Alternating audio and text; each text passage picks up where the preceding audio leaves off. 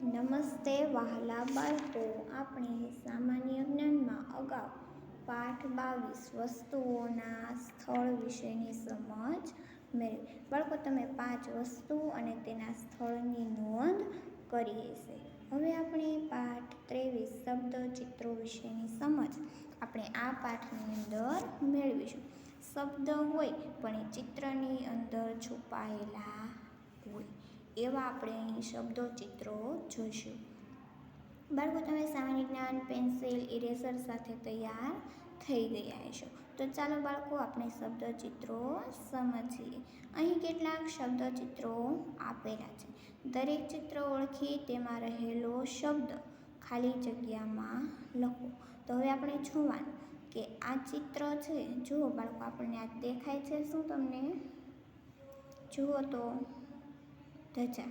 તો અહીં આપણને શબ્દ અને ચિત્ર બંને છુપાયેલા છે. ચિત્ર આપણને અહીં દેખાય છે કે આ ધજા જેવું છે.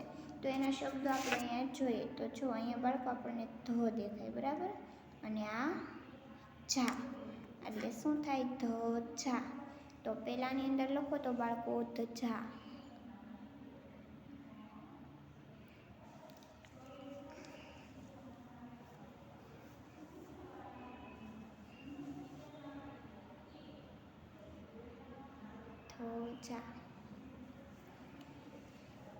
ચાલો લખ્યું બાળકો.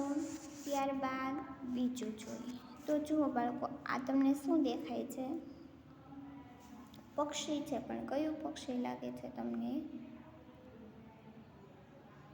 હંસ, બરાબર. તો અહીં આપણને શબ્દ પણ છુપાયેલો છે. જુઓ બાળકો, આ હ છે, એની ઉપર આ અનુસ્વાર અને આ સ, બરાબર, હંસ. તો આપણે જો અહીંયા તમને અનુસ્વાર પણ દેખાય છે. દેખાય છે?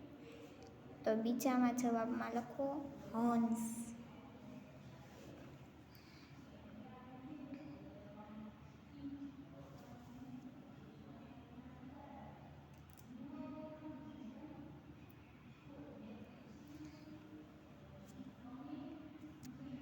ચાલો લખાઈ ગયું બાળકો. હવે આપણે ત્રીજું જોઈએ. જુઓ બાળકો, ત્રીજામાં તમને કયું ચિત્ર દેખાય છે?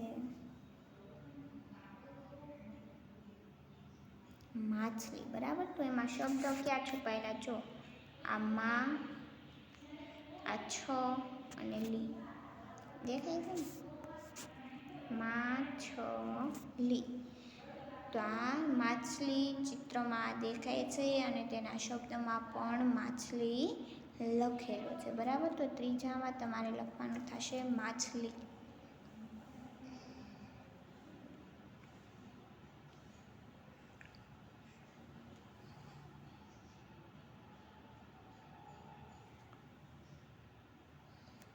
લખાઈ ગયું બાળકો. ત્યારબાદ હવે આપણે જોઈએ ચોથું. તો ચોથામાં શું દેખાય છે બાળકો તમને? શું છે બાળકો? ચશ્મા. તો આપણને અહીં દેખાય છે. જુઓ, આ ચ છે, બરાબર, પછી આ શ અને અહીંયા સુધી શ અને અહીંથી આ ગુલાબી કલરનું છે એ મા. માની ઉપર અનુસ્વાર, તે પણ આપણને અહીં દેખાય છે. એટલે તે લખેલું છે ચોથું ચશ્મા, અને ચશ્માનું ચિત્ર છે, બરાબર. તો આપણે ચોથાના જવાબમાં લખીશું ચશ્મા. ચાલો લખો બાળકો ચશ્મા.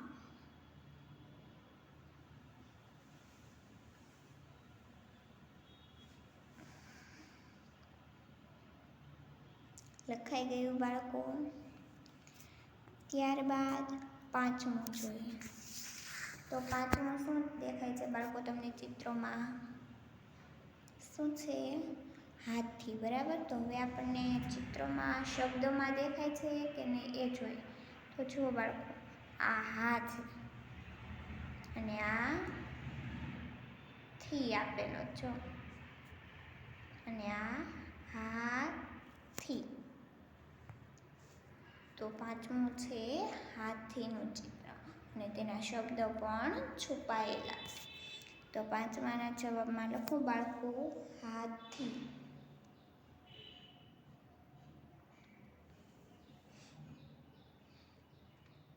લખાઈ ગયું બાળકો. ત્યારબાદ હવે છઠ્ઠું જોઈએ. આ શું તમને દેખાય છે બાળકો? ચિત્ર દ્વારા બકરી.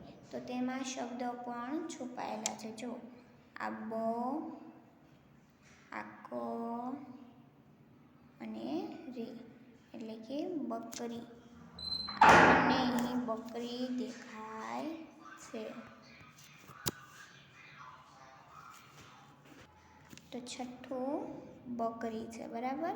તો આપણે બાળકો શબ્દ દ્વારા અને ચિત્ર દ્વારા જોયું કે આ બકરી છે, બરાબર. તો છઠ્ઠાના જવાબમાં લખો બકરી.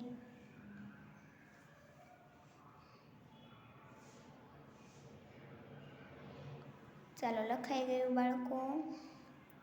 ત્યારબાદ હવે આપણે સાતમું જોઈએ. આ શું દેખાય છે બાળકો તમને? કાચબો, બરાબર. તો હવે આપણે શબ્દ દ્વારા જોઈએ. તો આ કા, આ ચ અને આ બો, કાચબો, બરાબર. કા લીલા કલરથી, ચ છે જાંબલી કલરથી અને બો, બરાબર, કાચબો. તો સાતમામાં જવાબમાં લખો કાચબો.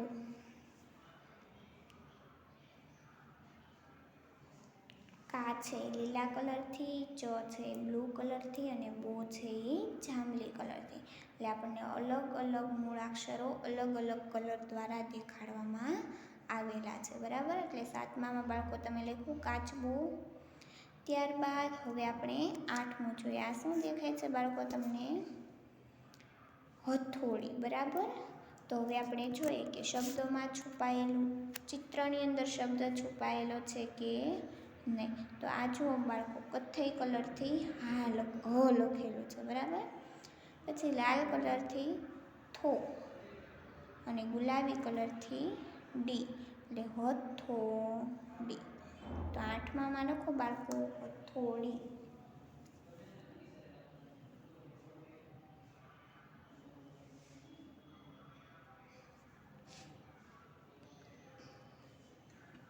લખાઈ ગયું બાળકો. ત્યારબાદ સામેના પેજ ઉપર જોઈએ. જુઓ બાળકો, નવમું. આ શેનું ચિત્ર દેખાય છે તમને બાળકો? મોરનું ચિત્ર, બરાબર.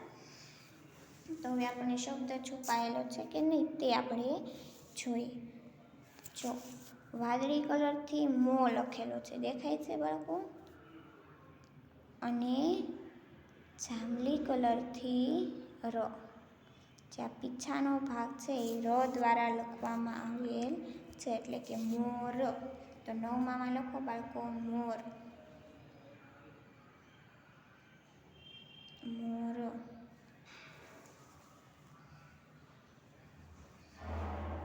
લખ્યું બાળકો નવમામાં મોર.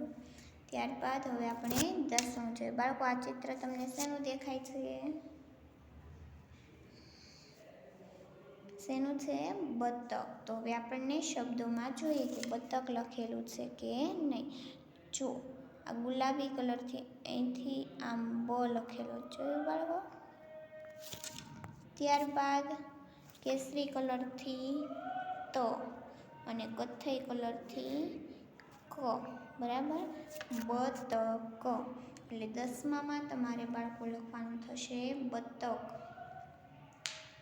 તો ચાલો લખો તો બાળકો બતક.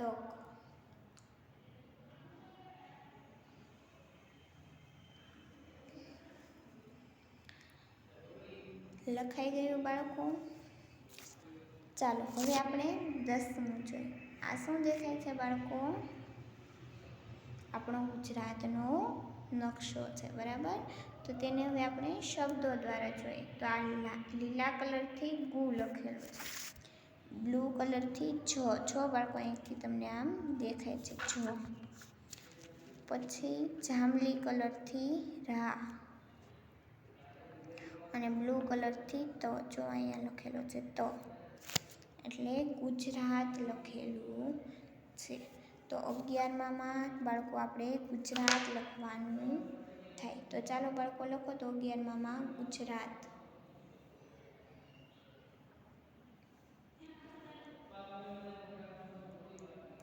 લખ્યું બાળકો 11માં ગુજરાત.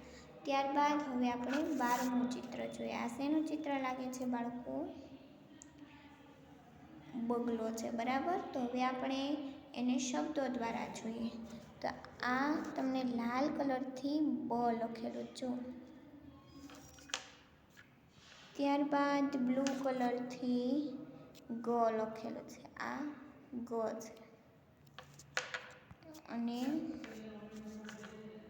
જાંબલી કલરથી લો એટલે બગલો, બરાબર.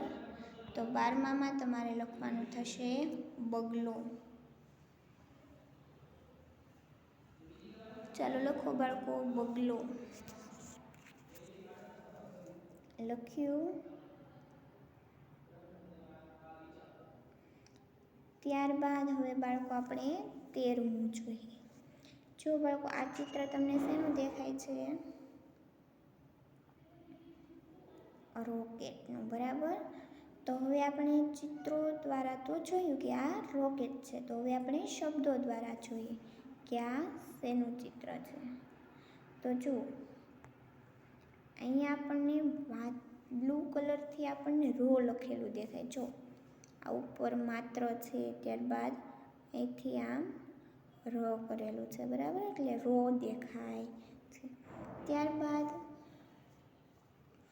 ક છે એ આપણને જાંબલી કલરથી લખેલું આપ્યું છે. પછી ઉપર અર્ધ માત્ર છે એ આપણને લીલા કલરથી આપેલ છે. અને ટ છે એ વાદળી કલરનું. એટલે રોકેટ આપણે શબ્દ દ્વારા પણ જોયું. તો બાળકો તમારે 13માં જવાબમાં લખવાનું થશે રોકેટ. ચાલો લખો તો બાળકો રોકેટ.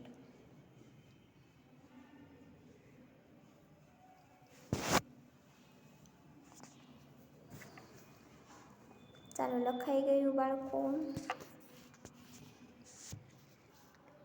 ત્યારબાદ હવે આપણે 14મું જોઈએ કે આ શું દેખાય છે બાળકો?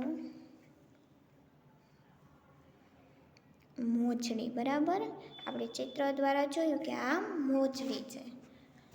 તો હવે શબ્દ દ્વારા જોઈએ તો આપણને લાલ કલરથી મો લખેલો આપ્યો છે.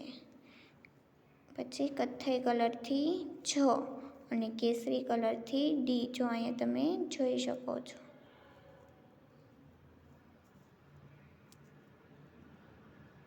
બરાબર, મોજડી લખેલું છે. તો આપણે 14માં લખીશું બાળકો મોજડી.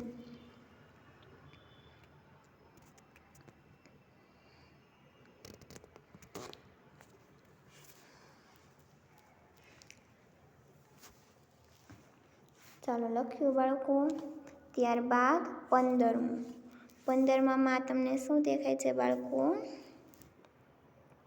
દીવો કહીએ છીએ ને તે દીવો, પણ આપણે તેને દીપક પણ કહીએ છીએ, બરાબર. તો આપણને દીપક દેખાય છે.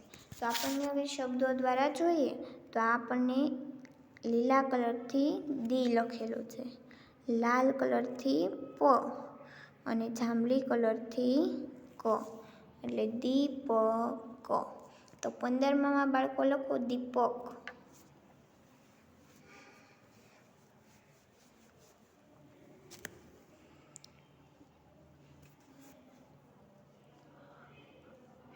લખાઈ ગયું બાળકો.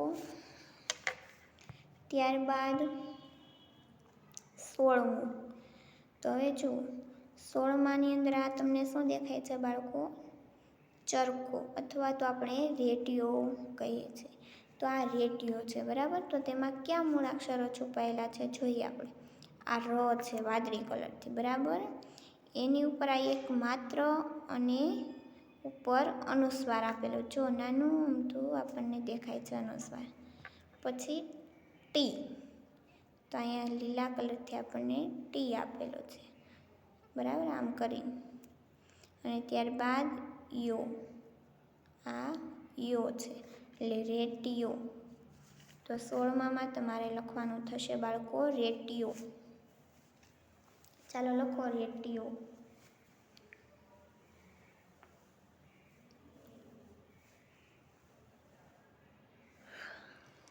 લખાઈ ગયું બાળકો?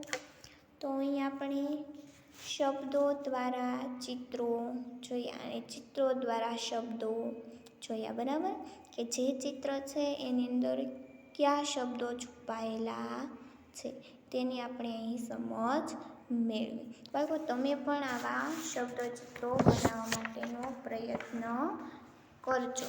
હવે આપણે બાળકો પાઠ 24માં ફરી મળીશું. આવજો.